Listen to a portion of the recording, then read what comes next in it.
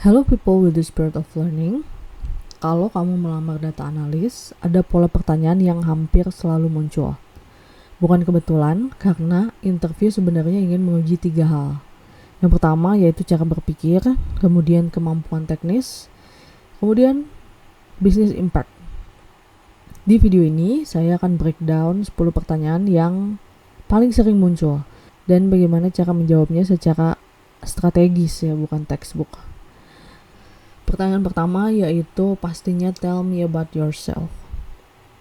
Di sini kalian harus fokusnya ke positioning. Strukturnya di sini yang pertama yaitu siapa kamu secara profesional. Lalu yang kedua kalian menjelaskan apa sih skill utama kalian. Lalu domain yang kalian kuasai. Lalu impact terbesar itu apa. Nah contohnya seperti ini.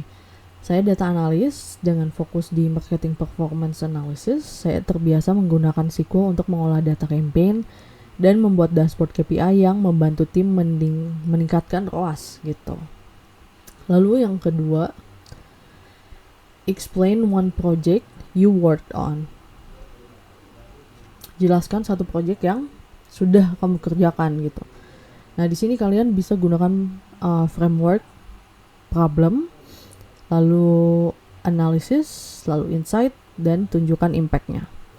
Interviewer tuh ingin tahu gitu, kamu ngerti ya konteks bisnis project yang kamu kerjakan. Lalu mereka juga ingin tahu nih, kamu hanya execute atau benar-benar berpikir gitu. Lalu yang ketiga, how do you handle messy data? Mereka nggak nyari jawaban yang sempurna, mereka mencari prosesnya gitu.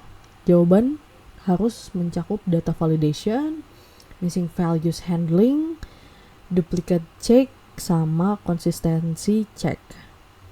Kalau kamu pernah kerja di environment yang besar seperti Unilever, data governance biasanya jadi poin penting ya. Lalu yang keempat, how do you define KPI? Ini sering muncul di perusahaan product driven seperti Shopee. Jawaban yang kuat adalah pahami bisnis objektifnya dulu. Lalu tentukan metrik yang measurable. Kemudian pastikan metrik actionable. Contohnya seperti ini. Kalau objektifnya meningkatkan retention, saya akan fokus pada 30-day retention rate dan repeat purchase rate. Lalu pertanyaan kelima, what SQL function do you use most? Jangan cuma sebut select ya. Sebutkan join, group by, lalu case when. Lalu kalau pernah, kalian bisa sebutkan window function. Dan jelaskan konteks penggunaannya dari setiap function tersebut. Lalu pertanyaan keenam, how do you ensure data accuracy? Jawabannya bisa mencakup cross-check dengan source system, aggregation sanity check, compare historical trend, dan juga stakeholder confirmation. Ini menunjukkan kamu bukan hanya query runner gitu, jadi kamu benar-benar ngerti apa yang harus dilakukan gitu untuk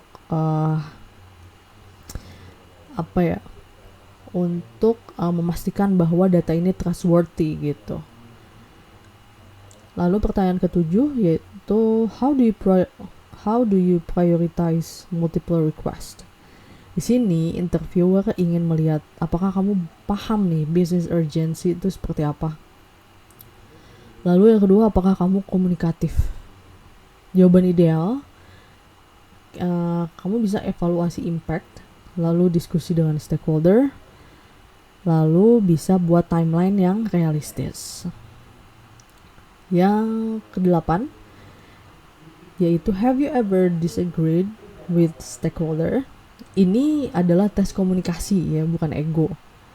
Jawaban kuatnya di sini kamu bisa jelaskan situasinya seperti apa, jelaskan reasoning berbasis data, dan juga jelaskan bagaimana kamu tetap bersikap profesional. Lalu pertanyaan ke-9 yaitu explain the time your analysis was wrong. Nah, interviewer tidak mencari kandidat yang sempurna. Mereka hanya ingin tahu apakah kamu bisa admit mistake gitu ya. Apakah kamu belajar dari kesalahan yang pernah kalian buat gitu. Di sini fokus pada lesson learn dan improvement prosesnya aja. Yang terakhir, yaitu pertanyaannya, why should we hire you? Ini bukan soal percaya diri kosong. Jawabannya harus menggabungkan skill teknis, domain knowledge, communication skill, dan juga impact mindset. Contohnya, menurut saya, perusahaan sebaiknya merekrut saya karena saya tidak hanya mampu mengolah data, tetapi juga mengubah data menjadi insight yang dapat mendukung pengambilan keputusan bisnis. Nah, selebihnya bisa kalian sesuaikan sendiri. Ini skripnya sesuaikan dengan resume yang kalian punya. Kalian harus perhatikan polanya ya. 10 pertanyaan ini sebenarnya hanya menguji cara berpikir, cara bekerja, dan juga cara berkomunikasi. Di video selanjutnya kita akan masuk ke simulasi mock interview supaya kamu bisa lihat bagaimana jawaban yang strong dan yang biasa aja terdengar sangat berbeda. Oke, people with the spirit of learning. Sampai jumpa di video selanjutnya.